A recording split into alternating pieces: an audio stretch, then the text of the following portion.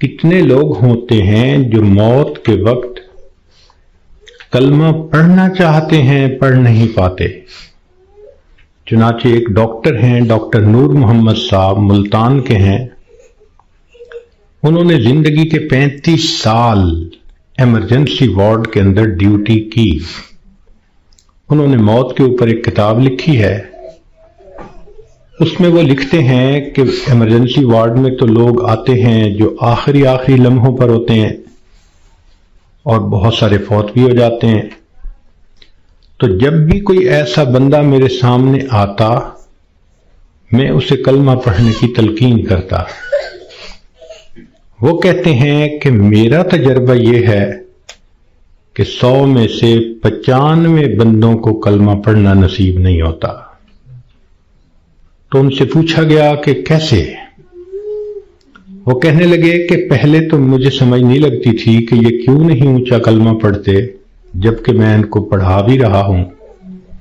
پھر ایک بندے کو میں نے کہا کہ تمہیں ہارٹ پرابلم ہے، ہارٹ اٹیک ہے، تو میں تم سے پوچھوں گا کہ تم کلمہ پڑھو، اور اگر تم نہ پڑھ سکو گے تو میں پوچھوں گا کہ تم پڑھنا چاہتے ہو، پڑھ نہیں پا رہے؟ اس نے کہا بہت اچھا، میں جواب دوں گا۔ جب اس کی آخری کیفیت آئی تو میں نے اس سے پوچھا تو اس نے اشارے سے بتایا کہ میری زبان پہ فالج پڑ گیا ہے، اب میں بولنا بھی چاہتا ہوں، میری زبان بولتی نہیں۔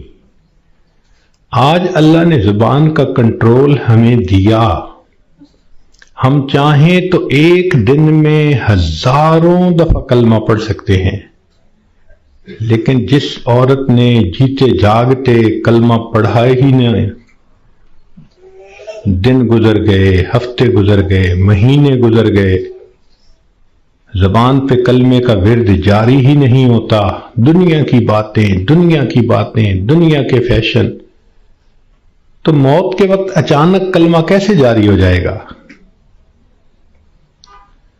اس لیے اس سے پہلے کہ لوگ ہمیں کلمہ پڑھائیں، ہم اپنے اختیار سے کلمہ پڑھنے کی مشق کر لیں۔